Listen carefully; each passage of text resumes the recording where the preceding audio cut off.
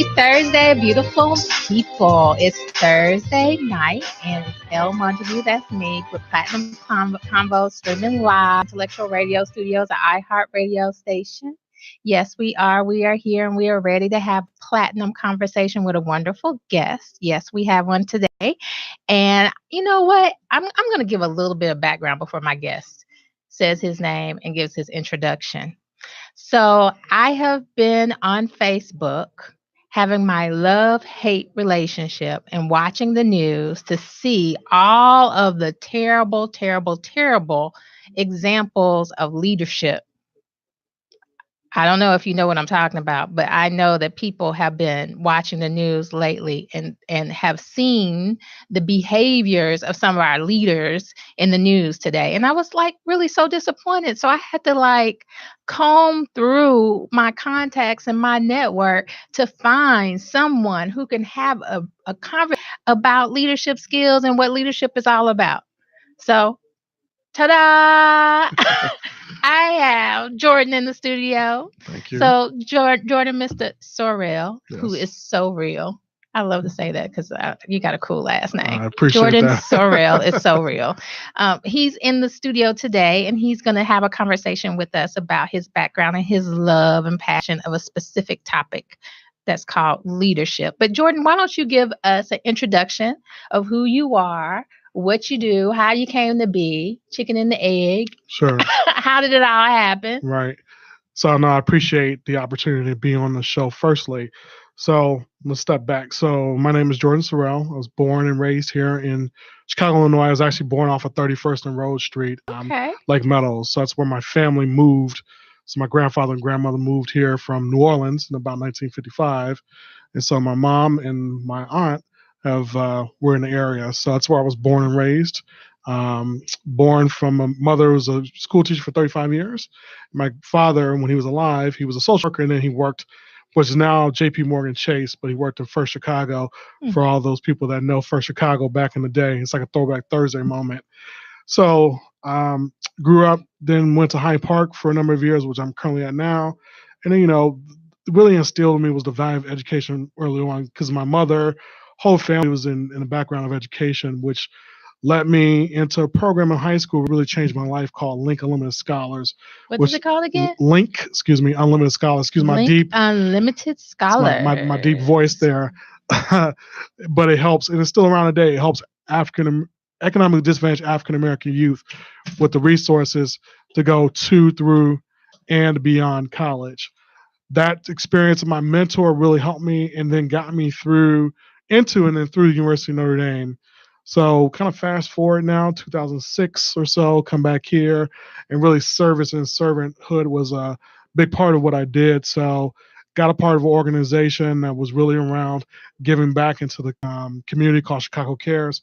And then from there, I had a lot of different roles, working in for-profit, philanthropy, government. Now, more recently, I've taken the opportunity to go on my own and with my own, one of my close friends who I went to Notre Dame with, become the vice president of sales for a company called the Citizen Group, which helps organizations build communities around their brand. So, for instance, how Apple builds a community around its brand, or like a local business like Moon Mills, which does the same thing, right? So we're looking to amplify that. And then additionally, I'm also with my business partner launching a business to sell soap and lotion to hotels, because we just thought it was a good idea, Wait a minute.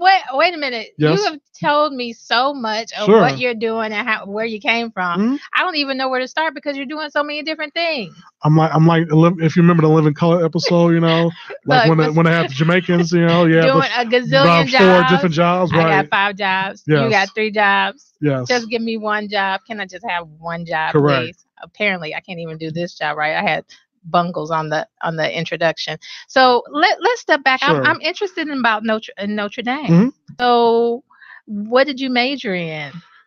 So that's an interesting story. So 2 things. So when I was applying to school, I applied to 8 different schools.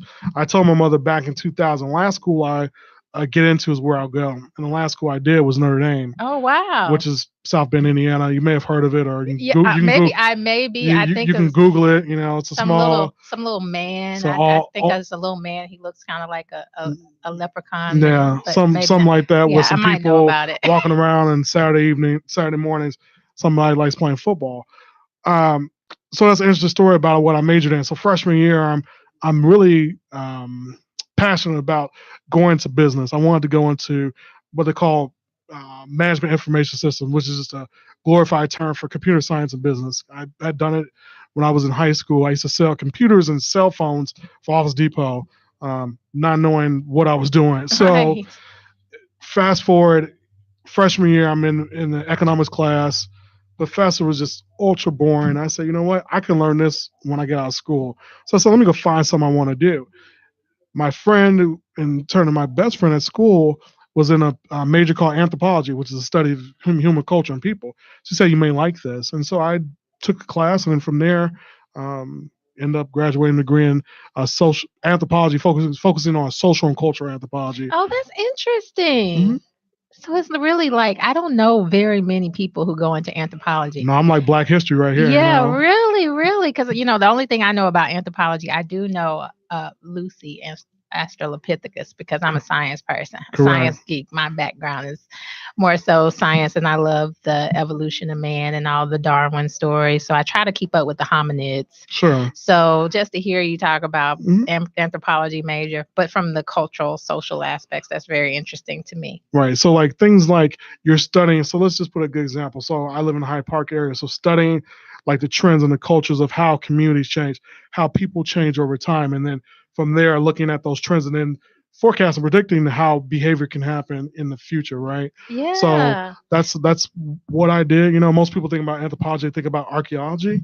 You know, like the study of how Yeah. people do like excavations or Indiana Jones. Right. But not necessarily the culture of the people and the actual modern time culture and Correct. society and things like that. Right. Okay, so that's interesting on how that kind of blends in with Mhm. what you're doing now because so what you're doing now in your current profession, your current career, you said you're building communities Correct. in terms of marketing, Right. and it really is understanding people and the culture of people, and then in your spare time and your volunteer work, you're working with leadership, For and which sure. is kind of like an extension of behaviors and Mhm. society and trends. It's all tied together in a way. It is. So in the business aspect and sense, what we say is we're not about business to business, we're about business to people. Because most of the times when people think about brands and when they think about like a product, they think more transactional. It's not necessarily transactional because you're trying to have a connection. Like everything we did. So like the water we just drank, the seats that we're on are building a story. So we need to build community around that. And that's really what we're trying to do is take what the core and what people want and need, and then building that Build it story around it. and building the collateral around that. That's the same thing with a lot of the experiences I've had civically as well too. You know, being a part of the 100 Black Men Chicago around youth development, or the New Leaders Council of Chicago, which developed young progressive leaders to create equitable, inclusive communities. It was around building community around that narrative, around that cause to help then improve, enhance social conditions, and or to get people to go ahead then and to do leadership and then go take that in whatever they were, whether I was in politics, whether I was in business, or whether it was in nonprofit work. So that's very interesting. So that kind of leads into my interest because I Mhm. really need some help in trying to sort out what I'm going through. Like I'm having some emotional challenges of what's going on with our society today in terms of like for me coming from a corporate environment, leadership is like something that I think a lot of executives take for granted. You do take your leadership classes or you have leadership behaviors and showing that you are leading and not necessarily managing a team. So when you're in the work environment, leadership is just, it's just like an extra word that you use or extra jargon that you use to describe it. But when you look out in the world today, outside of the office, and I hear the word leadership, I think of, people like Martin Luther King being a leader. And Martin Luther King, during the time that he was leading, was like in his mid 30s, right? Correct. And leading people and actually moving things forward in a way of pride with ethics and clear direction. And it's very hard to look out today and see examples of people in the community. I do know people in the community are doing it. So, we have leaders that are doing it, but it's very hard to see people who are doing the right thing or doing those things when there's so many other things going on and distractions, Definitely. like what we saw the president doing Right. the other day. So talk to us a little bit about what you think leadership is. Like, if we wanted to drill down to what we should be looking for and what we should be looking for, in other people and as well as ourselves. So I always think about leadership in a very simple way. Is leadership is is serving others. Like, if service is not a part of leadership, or it's like, here's a quote, it says, if serving others is beneath you, leadership is beyond you, right? Okay, well, So wait a minute. Let's say that again. If service is beneath you, then leadership is beyond you. So think about it like this. Most of the times when people think about leadership, they're thinking about it in a very hierarchical manner. They think about there's an individual that serves on the top, then there's people that like report into him. The leader has a vision, and then the people should be able to follow underneath it. And maybe that's what I think. That's what I think. Yeah. Sure, and that's real, and that's a lot of times, right? So yeah, because think about it. In every part of the world, everybody has like a certain order and structure. Yeah. Because the world is about order and structure, right? So it's really around how do you mirror somebody that has the skill, the passion, the gift, and then finally manifest that gift and bringing others along with you. Like, the best leaders are able to do that, right? Because leadership is not necessarily just you're just not put into a position, right? Because people think about titles and things like that, right? You don't necessarily need a title to be a leader. You have to have an innate desire for people. You have to have a desire for change, and then bringing other people in that process of doing so. Because if not, then you're just a person who has an over-glorified title that is then trying to just do something for self-gain or self-seeking interest. So I think about that in that context, and then thinking about how do you set the vision, how do you then get the vision communicated, and then getting other people with you in the vision, and then moving and seeing that vision through, knowing that it's always going to be in the service mindset first that you're doing so, and that the genesis of the key to that success is having the people, and the people buying into that vision, and then that vision being manifested going forward. You know what? Your description of it, you know what it made me think What's of? that? I'm going to blow your mind if you don't watch it. Game of Thrones. Do you watch Game of Thrones? I do not. You do not watch Game of Thrones? No, I watch. I used to watch another show that's off of Netflix, but I won't name that one. I do watch Power and some other shows. On Game of Thrones, there is a character, Jon Snow, who is he is not the legal heir to a specific throne because he is a child that's born out of wedlock. However, he becomes the people's choice because of his behavior. He has the vision. He wants to serve the people. He wants to do the right thing, and they elevate him to be able to do that. And I think that anybody who watches Game of Thrones, I know there has to be somebody that watches it, but I think he is a good example of what you're talking about, in which you allow you allow yourself to be humble enough to be the servant leader.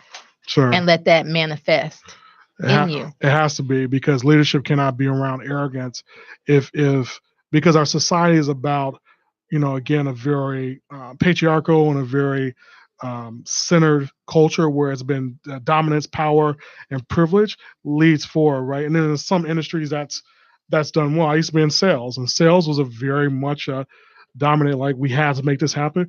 Doesn't matter how it happens, but if we do it and we do it well, we all win and benefit, right?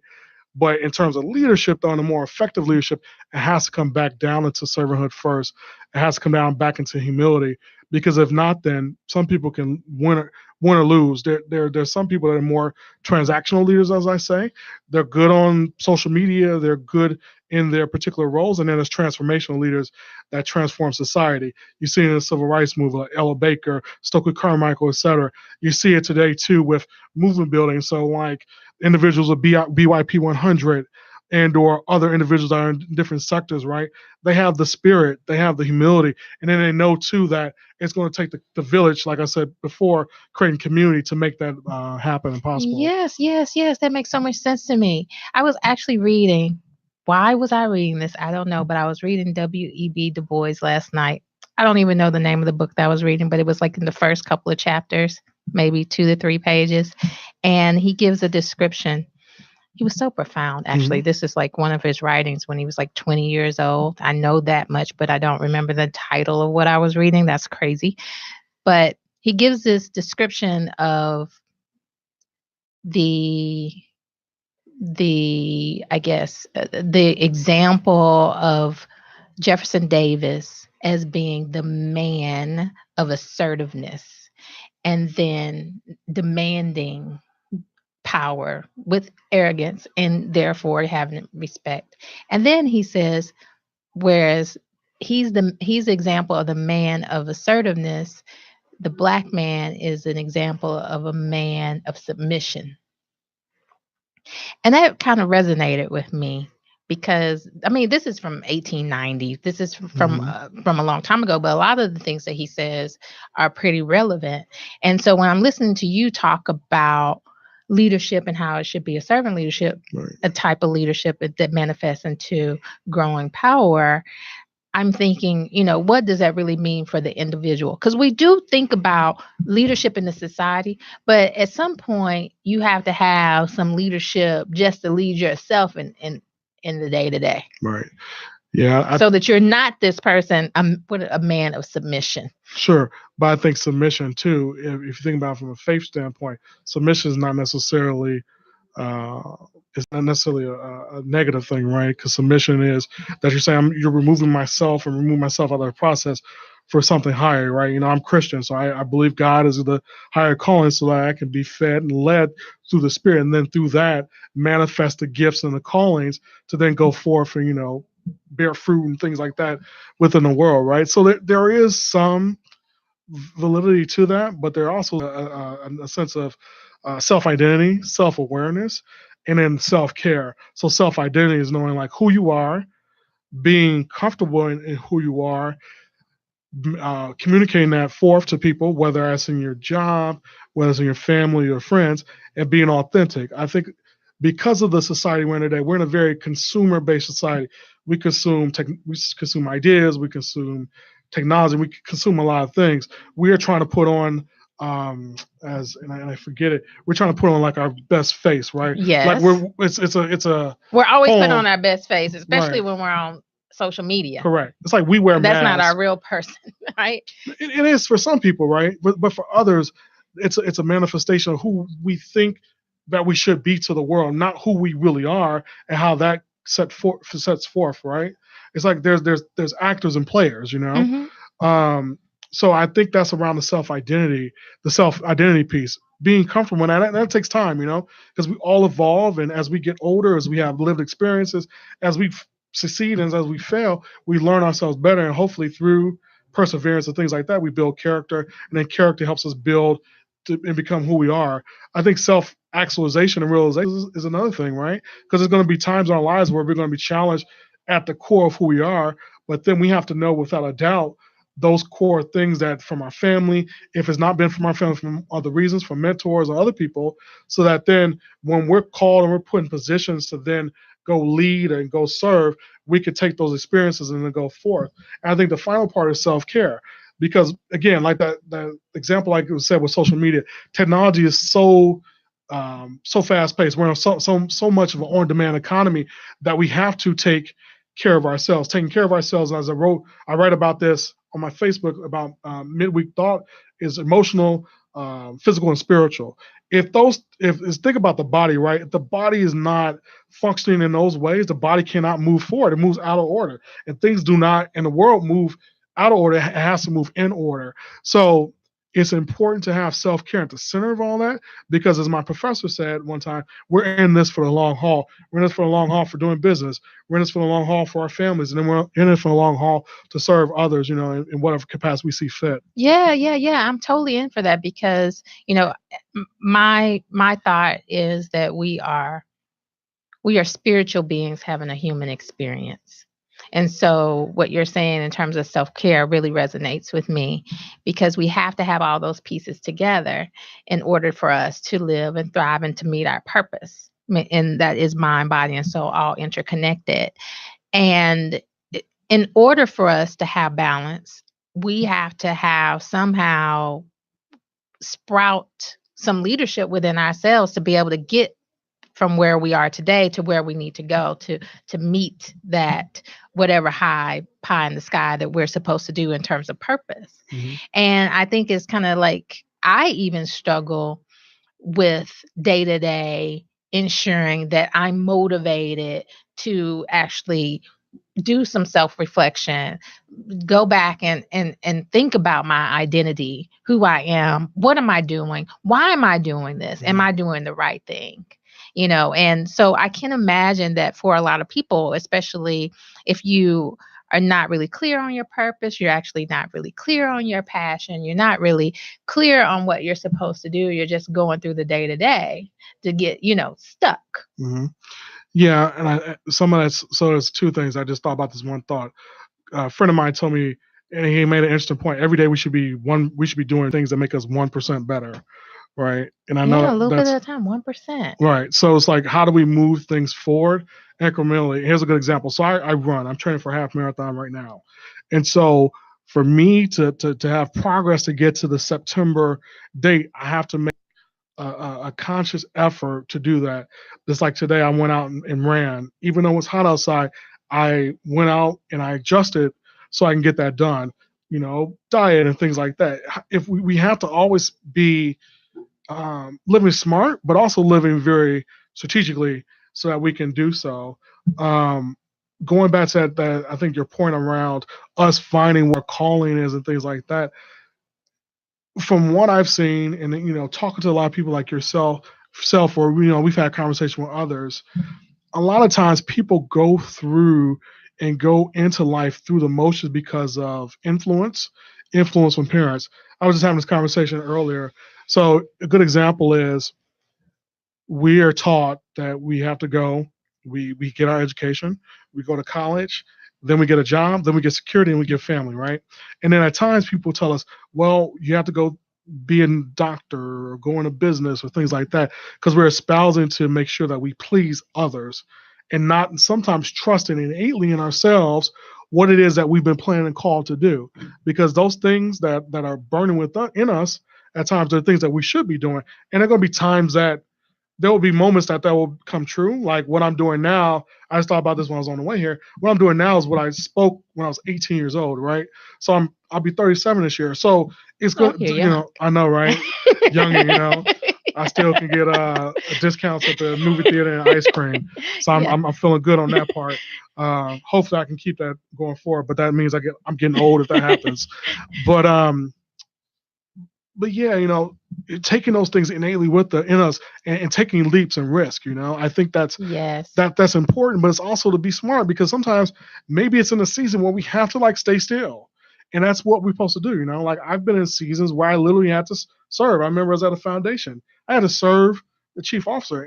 I know that I had more, but I had to serve. And that's what I had to do. I had to be in that position to now where I'm in another position, right? So I think it's just being self-aware, but also just going through it and being honest, being transparent, and also too, being real. There's just going to be sometimes like, look, I might have to do better. I might have to, fall back on a couple of things, because falling back sometimes means to go forward. So it's just a constant, beautiful, daily, thing that we have to go through. But life is like I say, life is a marathon, not a sprint. So if we're trying to sprint all the time, then we can burn out. But if we understand it's a marathon, we can go pace ourselves. We got to take a quick break. We do so, but we got to keep it moving, keep it running. Yes. You're so real, Jordan. You're so real. with that because I was actually thinking something that you said. I had to say your name because I know. it's so real, Jordan. It's so real. I was thinking about something that you just said way in the beginning Mhm. is actually realizing who you are and what you're doing and have some trust in that because there are times and I think about this in health because I'm really into health and natural health in which I feel that a lot of people put too much trust in the doctor taking care of them instead of you taking care of your own health. So in terms of leadership, just like you were saying that you were doing in terms of, trying to get yourself the milestones together so that you can run a marathon.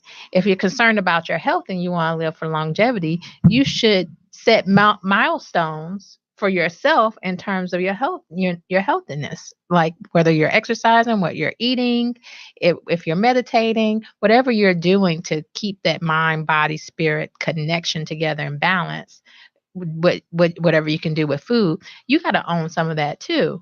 So you can't just wait and then put all of the onus on the doctor when you're sick, or put all of the onus on the doctor to save you when you've gone down the wrong path. You got to put some of that leadership into yourself to be able to lead yourself to where you need to go. You do, I think it's a fair point. But I also think too, you need to have your team or your squad or whoever. I thought about the interesting example. So there was a movie Castaway years ago with Tom Hanks, and so Tom Hanks had an accident on the island, and he only had one thing, right? But his one thing with him was this ball named Wilson. So him and Wilson, him and his man Wilson got through it, right? Even though it was a ball that was innate and it couldn't talk back to him, he had somebody to get through that process. So when somebody then found him and rescued him, he then had that going on. And or think about it as a team, right? So I like basketball a lot. So I like the Golden State Warriors. So the Golden State Warriors is great because even though they have great players, they have Steph Curry, they have Kevin Durant, Klay Thompson, etc. They still have a team around them. So they have not only the weightlifting coach, they have the assistant coach, they have a six man on the bench that all come together because each one of them have planned out what they want to do, right? Yeah, at least one of them. Correct. So like, and that's the beauty of it. It's like what you were saying earlier before, in a way, is that once you get yourself going and you're doing something and it looks great, other people will start following it. For sure. They will. Like, this is probably a bad example, but Cardi B. I'm going to talk about Cardi B because you do know Cardi B, right? I do. I'm on Instagram, I was going to say, you don't know Jon Snow with Game of Thrones, but you got to know Cardi B. So I'm 1 for 2 today, Okay, so Cardi B, I'm going to say about Cardi B with her, something she's doing. However, I'm not like a total Cardi B fan, but I noticed when Cardi B started with the tongue sticking out the tongue thing. Okay, I'm not really going to do it because I can't really do it, and I'm not young enough to do it right. But she sticks out her tongue in the pictures. She's kind of like out there, and then she's pregnant with her baby, and she's dancing around. Okay, she continues to do her concerts while she's pregnant and keep her career going. Now, that's a little bit, abrasive to a lot of people. But I will tell you what I noticed is that when people see things like that, you notice a trend of a lot of girls who looked at what she was doing and saw it as different and something that they were into. They started taking their pictures with their tongues out. Now, all of this young generation of girls, they're sticking out their tongues when they take the pictures. Sure.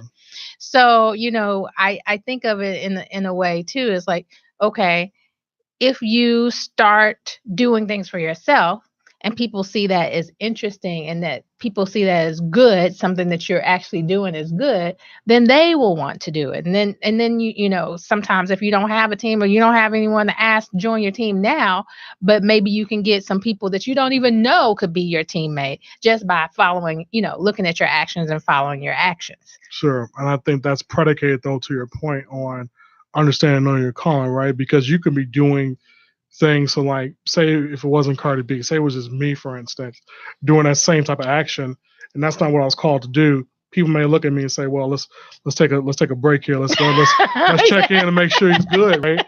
And that's just honest, right? What's wrong with him? Like, we might shut down social media for 30 days just to make sure, everything's cool before it gets back, right? But because there was a saying I heard one saying is like one person's calling is tied to many people's destinies.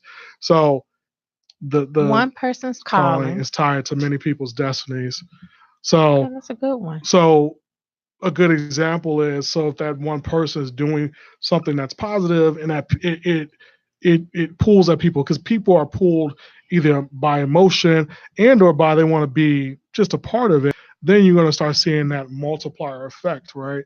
A good example for me is there's a guy on not YouTube, Facebook, that does free hugs, and Oh yeah, and I he had did the see whole that. free hugs campaign, right? Yes, yes, yes, and yes, and yes. so his whole thing, he just wanted to spread love, and so he went to like areas like, I mean, unfortunately, it was Texas, Dallas, Texas, and others, but that whole movement spread. Or this other one called Humans of New York, where they literally tell stories of the people in New York City, and people can get around that, and then they start to share that as well too, because they feel connected to that. I If love people Humans don't of New feel York. connection to that, or they don't feel the like genuine or it's being authentic, this is not happening. People don't want to follow real or or things that are just artificial. That's why you see some people on Twitter, no shade, they may do things that attract large masses, but are the large masses doing that just for a short term burst, or are they doing that for a long term um, gain or movement? That's amazing. That's amazing. I'm happy that you brought up the guy that gives hugs, Mhm.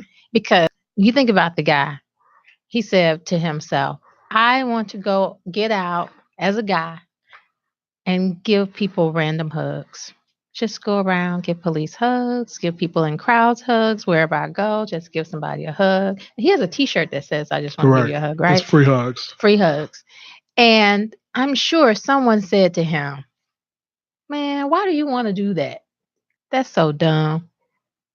Right? Sure. I'm sure somebody was a naysayer. Hmm. And I'm sure that, he didn't. And when you see him doing it, he's doing it by himself.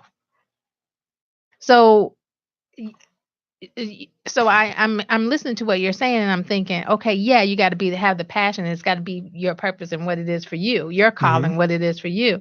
But then, guess what? You have to have. I think you have to have courage to do it alone first. You do. You got to have courage to step out there and do it alone.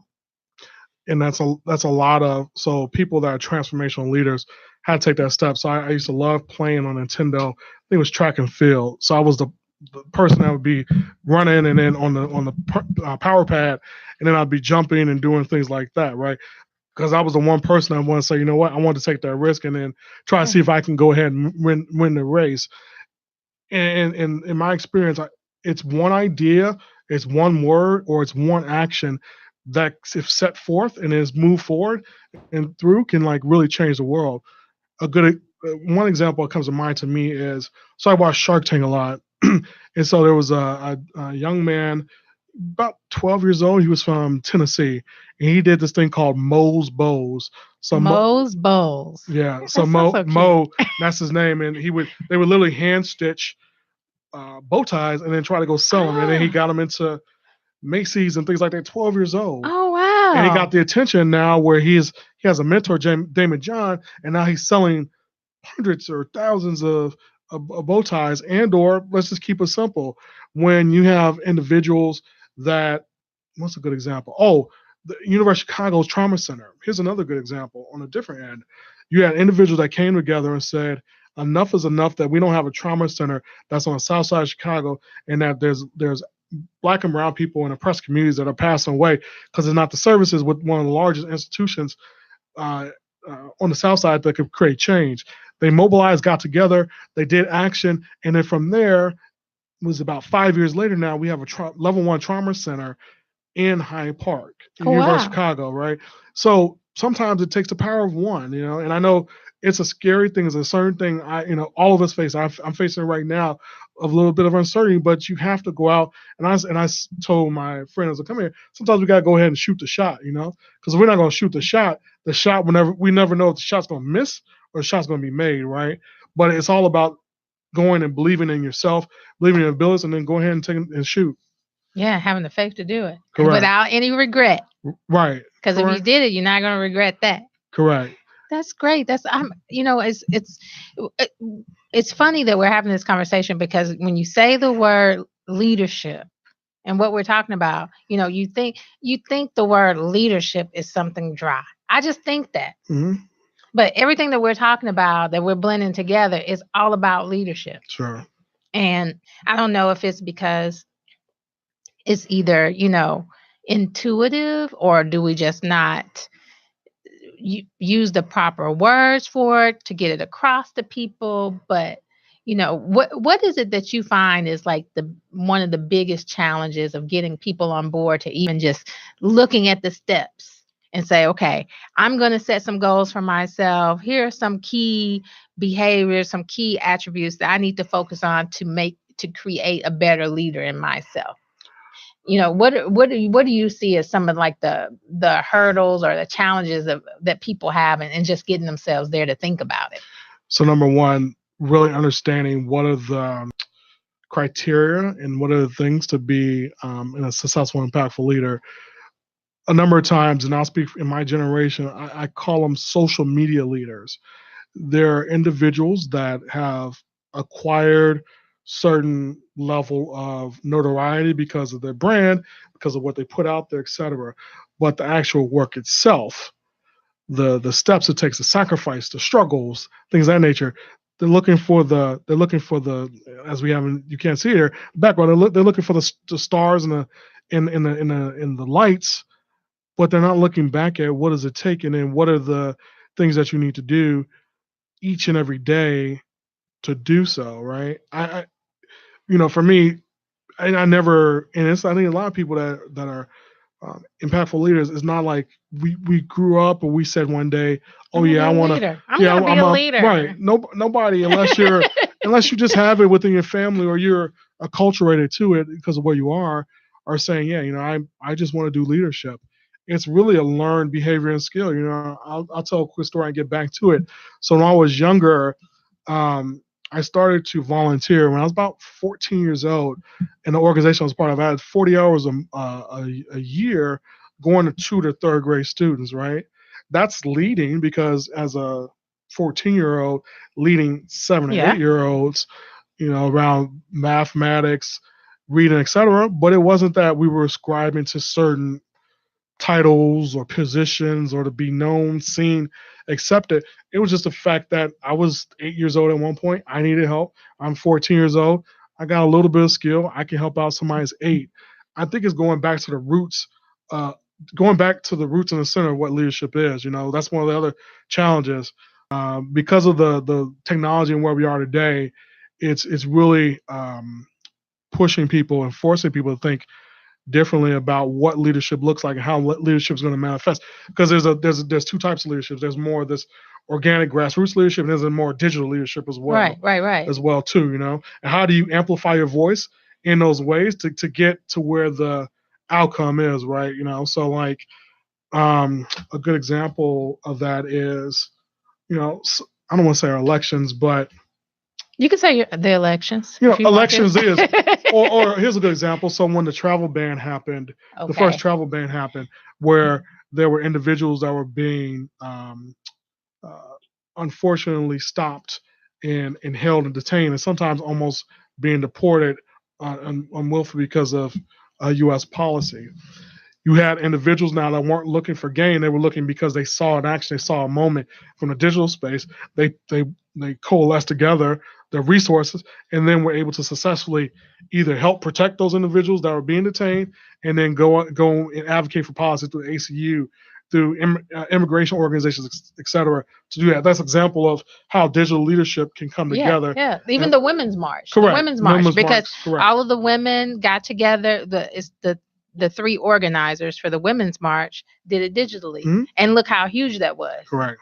They saw an issue, pulled it together, did a lot of work. No one was paid for it, was all volunteer. Nobody even really knows their names, Mhm. but it happened. They made it happen. Correct. But there's also as even though we're in this very digital age, excuse me, where we're heavily invested, involved in smartphones, etc., everything still starts and ends with people. It starts and ends with Yes. ground. It starts and ends with mobilizing and connecting. Doesn't matter if it's in a business standpoint, a social standpoint. coalescing people together around shared values, shared vision, and then being honest, removing ourselves and our egos at times so that we can move forward will be critical and will be successful for whatever it is. If it's a campaign, if we're trying to launch a product, and or if we're trying to make a movement happen. And what you said something that just really caught my attention is that you said that we have to basically, what did you say in terms of educating people about leadership is give it to the people in a different way. and what I was thinking about that is, even with the examples you gave in terms of social media and digital leadership, is that there's a very few. There are a gazillion followers, Mhm. people who follow, right? Right. There's a lot of people that try, Mhm. but there are a few that are successful in digital leadership, but there's a gazillion followers. And it's almost like, when we were kids, well, I'm a little bit older than you, just maybe a tad bit. I'm going to only claim a tad bit older than you. But when I was a kid, we used to play a game like follow the leader. Follow the leader. You have one person that's in the front, and you're rewarded by doing exactly what the person in the front did. Right? You're rewarded by fitting in and being exactly the same as the person in the front. We start that way as children in playing these games. Mm-hmm. And so it's like, to me, it's like at some point, we want to tip the scale so that there are more people in the front. There's not just a line. Maybe it's a upside down triangle of people, to follow, and more people on the front line than just one, to follow. It's like, how can we get there when there's so many other opportunities of people to go astray and just do different things? So that's a fair point. So society is always going to be complex to a point where even though you're going to have structure, there's still going to be a level of disorder and chaos where people have the opportunity to go do whatever they want to from a cause perspective, from a lifestyle, from a career, etc. So there's never going to be such thing as a perfect environment or scenario. However, though, as you said, like that triangle, it's how do we build. So I play soccer. So how do we build the forwards, the people that want offense? How do we build individuals that can be the supporters of offense? And then how do we build people on defense that may be able to then come forth into like an offensive or a leadership position, right? Right. I think part of that comes from us recognizing and starting early. So creating pipelines and creating programs that are training and doing like emotional intelligence development, Yes, I self love emotional intelligence. self identity, awareness, cultural competency, things like that. Because leadership is not just about the hard skill; it's really about the soft skills. So just doing softer skills, starting even in like an early, like elementary school and high school, for it, and then putting opportunities. So it was interesting one time. So she's retiring now from the University of Chicago, but she made an example of how her son used to always like to take things like the TV and just what I want to say, take the parts out and then put the parts back in. She let him do that. Now he's an engineer, right? Mm-hmm. So how do we create environments or cultures where we're letting people experiment, innovate, and then let those innovations then drive, ingenuity, driving new ideas, things like that. It's not about some of it's going to be traditional, but some of it's going to be in this new way as we have this new environment, this new culture of like a very digital age and things like that. So, I think having that, but also having our past generations being like the mentors as well too. So I'm 36 years old. I've never been 36, so I'm seeking individuals and people that have been there. But how do we create that ecosystem? So Jordan's 36, my guy Jason, Sean, Dawn, etc., can have those same skills because we have to like have the village to move forward to do so. We know we have the skill. Well, when we manifest and we get older, we will achieve that. But we have to have, like a movie. We need to have the director, we need to have the actor, we need to have stagehands, then we need to have the support people, the grips, and those as well. I think about the same thing when you're creating that team and when you're doing intergenerational as well, because to be successful, it has to be intergenerational, but it has to be a recognition, though, that at some point in time, that mantle of leadership of those next generation are going to step forward and to feel comfortable that the work that you've done to get there is enough, because it's not meant for everybody to get across the finish line. Maybe it's for you to create the line to get across, but you bring other people, and because of that, your leadership is much more. I'm sorry, your leadership is much more impactful than you're just trying to run a sprint and get across there, by yourself. Yes, that makes so much sense, because how difficult it is to find a mentor when you reached a certain level. Mhm. I've actually struggled with that myself, in terms of, okay, I've been successful here, I made it to the next level, I've been successful here, and now I'm actually, a pretty experienced person, but I'm still trying to go to the next ring of get to the next rung of that ladder. And so where do I go to help propel me there? Usually a mentor that can share their experiences with you, so that you don't have to spend all the time churning and going around in circles trying out things till you can figure out what works. And so I think that generational connection and what you're talking about is extremely, extremely important. So the organizations that you're working with, do they offer programs, or is it just a group of people with like minds that are working together? Can you give an example of how a average individual could benefit from the organizations that you're working with? So I'll give 3 quick examples. So one of them, I used to be the president of the 100 Black Men of Chicago Incorporated, which was a premier mentoring organization that helped African American youth basically get from the classroom to the workforce. And so you having men that were at different ages. So at the time, I think it was like 24 all the way to 60, that were helping to mentor youth that were in different programs. We weren't far from here in Austin at Michelle Clark, South Side, South Suburbs, and West Suburbs. So creating that curriculum and creating that environment so that we were mentoring. And then from there, we have individuals now that one works, I just saw, at one of the top media companies. Another one is a top salesman at iHeart Media, Oh, wow. things like that, right? So having that, but also in that process, helping to mentor each other, because a lot of us that were, different generations, and I'm thinking about one person in particular, was it helped to be mentored. Now we're leading one of the leading tech nonprofits to connect African Americans in the African diaspora to tech opportunities through startups or et cetera. Another example is with the Chicago Leadership Alliance, which is about 3-year-old organization. That's Chicago Leadership Alliance, correct? So you're taking younger leaders, millennials, etc., that want to come together and make social impact, but also do business. So you have tech founders, you have people that started like civic causes, you have other people in government, you've had people like myself that have been more hybrid, right? That's more of a community and a collective that says we have programs like Go Civic Chicago or Go Civic, where we connect people to causes they care about.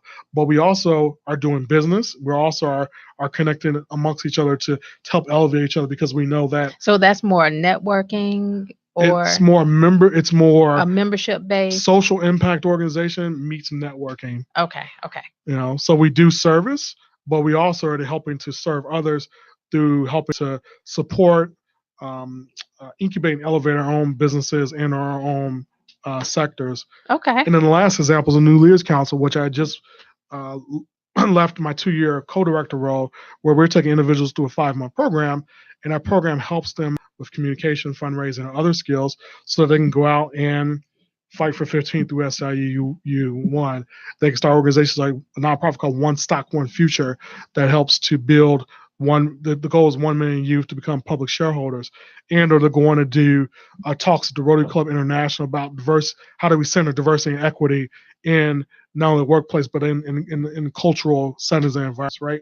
So those 3 examples are building community, like I said earlier, shared vision and cause, and then how do people, through a spirit of collaboration and giving, do so it helps not only impact the organization, but the people that are engaged and participating in that. So there are organizations that you could reach out to if you need some support, or you want to get engaged, or you want to network and you want to find like-minded people to help you move forward in what you're trying to do. So they're out there. So There, what do people need to do just to, if you were to meet someone on the street that said, "Hey, I need some help in just getting myself together. I see that I want to do something, mhm, but I just don't have the tools to get there." sure.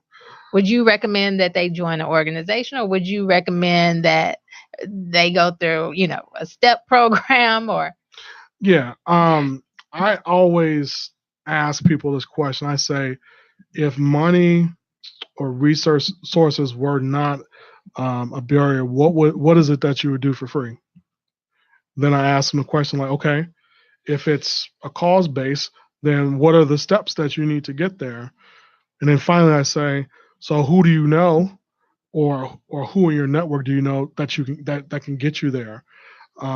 Because I believe that if we start taking those steps backwards, it's like reverse engineering. So I know I want to volunteer at a soup kitchen, but I don't know where to go, or I want to be in a leadership position. Then how do I step back? Because if you think about it in relational mapping or network mapping, you're closer to what you want to do or where you want to be than you realize. It's just thinking about it strategically and or saying, okay, if I don't have this part here, if I don't have that part there, then who do I need to ask? So when you're going to conversations like that, this is why I tell people I mentor or people that come to me, then very specifically and saying, I'm coming because I need your advice on this. And then you can ask, they say, how can I help you? Then you can say, well, would you be willing to introduce me to one or two people that could fill in the blank?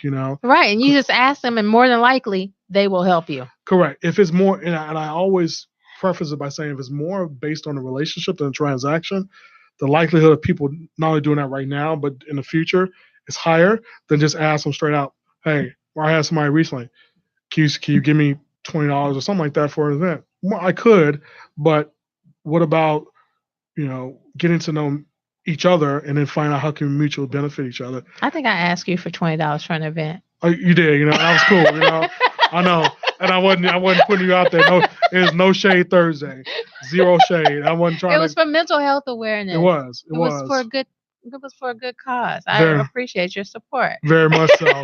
Very much so. Or somebody, here's a good example. Somebody coming on your page that locks you on the Facebook. I know. And then that was the best example. Coming on your page saying, I have insurance and I want to sell your insurance, right? Okay, I want a puppy. That's cool too, like we are more relational individuals. We're not trying to sell used cars or things like that. We have to be honest and say, like a gentleman I met on the red line the other day, just want to have a conversation. Now him and I are going to get coffee and talk more because it was just about two people talking and figuring out what we like, what our interests are, and things like that. It's sort of indirectly like dating. You got to figure out what it is, or friendship. Friendship's better. I don't like the dating example. Friendship's better, right? Yeah. You got to figure out what our interests are, doing it in a natural, organic way, and then figuring out how do you add value through that over time. Because it's not if you're just thinking about the short spurt, that's what you're going to get. If you're trying to think about for the like a fruitful and a productive relationship, then you'll make the steps that happen. And I totally agree with that because you can't do it along the way by yourself because you need to be connected. Mm-hmm. But secondly, the thing is you got to get started by yourself. It's a weird chicken before the egg kind of thing. You got to get started and start walking by yourself. You may not have the people. Or the support, you may not have the total vision, you may not know the plan, and you may not know exactly what you're going to do. But once you can get yourself moving and going, there are no coincidences. The people that you need in your life will come to you and gravitate to you, and you can reach out to them and connect by exchange, a mutual exchange. You're giving something and they're going to give you something, because at the end of the day, when people are on journeys and people recognize that you're true about your passion and you're on a journey too, which is more than just trying to make a quick dollar, then I think ultimately people really want to help you. People truly want to help other people. Yeah, innately with most people, there's a heart and a true spirit to help, right? Because of what our life experiences have gone through and trauma, that alters where some people it takes longer than others, but it comes down to trust and then integrity for that part. If you don't have those two things, it'll be tough to get where you want to go. And I think the other thing is vulnerability and honesty, Yes. because a lot of times individuals, leadership or others, are asking for help are wearing their best face or putting their best foot forward. But sometimes it's like, this is where I am, and you feel comfortable because of your relationship, and or if you feel moved or led to asking for that. But I believe that if you can't feel comfortable doing that, then it's going to be tough to make that step and move forward. Like my executive coach says, we always have to take the first step forward. Doesn't have to be the perfect draft, doesn't have to be the perfect vision, things like that. You have to take the step forward. That's what I'm doing right now in my business. I'm taking steps forward. I don't have everything figured out, but we're moving forward, and we're moving forward pretty well. It's just the same mindset. You always have to take a step forward, to go forward as well too, and then to see where that leads you and where that journey takes you, and be willing to go along for the ride and to endure along that process. Yes, and endure along the process. So we're like we like had a really long conversation. Sure. I mean, we talked about a gazillion things. I felt like my brain was like moving so fast. I don't even know the words that I said in the very beginning. They're like all flooded out of my head now. But I wanted to just kind of at least get to an end of just get some, I guess maybe some sound word of advice. Mm-hmm. If you wanted to just give someone some advice in terms of what you think would be the most important thing that someone should focus on, what would that be? So a friend of mine, Tim Jones, he has a good thing that he trademarks. He says, "We leave no potential on the table."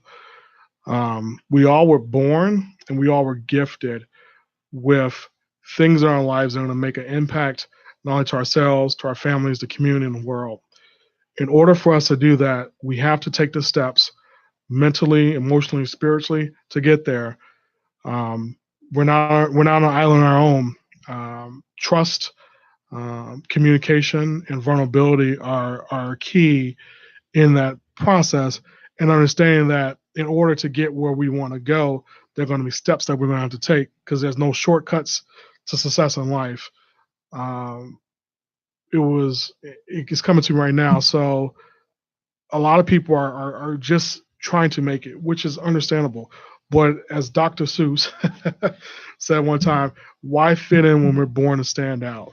So we need to find the center of who we are. So as I said, through self-care, self-identity, self-awareness, to stand out. And we then need to go manifest standing out through taking leaps, through seeking mentors and support, doing your research. So, podcasts are excellent, reading, things like that.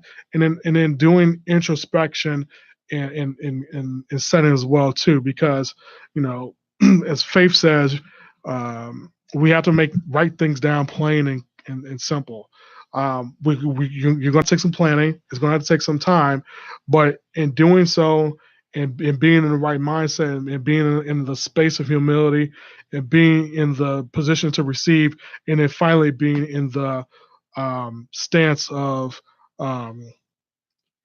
pushing that out, I think great things can happen um, in the midst of anything. Doesn't matter what condition, what state, or what period. Things are still going on. We're still having signs. We're still having miracles. We're still having wonders in this world, and they're still going to manifest regardless of who's in charge, who's in governments, who's leading, whatever. There's still the thing is called leading within you. Yes, I love it. I love it. You almost made me have the catch the Holy Ghost and pass out in my chair. I was about to like shout when you said, "Why I fit in when I was born to stand out." That touched me. I'm totally touched because that is how I feel. That is totally how I feel about myself. And I would hope for everyone listening to feel the same way about themselves, because we all were born with greatness. We are stardust waiting to shine if we're not already shining. We're supposed to shine the light into the net of darkness. And when you say why fit in when I was born to stand out, that's what leadership is really about. I think that is the perfect description to try to. I'm going to actually retitle this show, and that's the perfect description to get people on board to understand and recognize where they need to be and how they need to manifest this greatness within themselves. So I really appreciate No you problem. for sharing your experience. No I really problem. appreciate you for sharing your wisdom with us today. If there's one person listening and you want to make a change in your life, maybe go and read that Dr. Seuss book and start putting why fit in when I was born to stand out on your mirror, on your wall. Put it wherever you can and start marching and put your shoes on and start moving in faith to the direction that you need to go. So thank you so No much problem. for Thank you. joining us. That wraps up our show for today. Thank you everyone for listening, and just put a smile on your face. Get your feet moving, move in the direction of your purpose, and just keep it moving and have a great night. Thank you.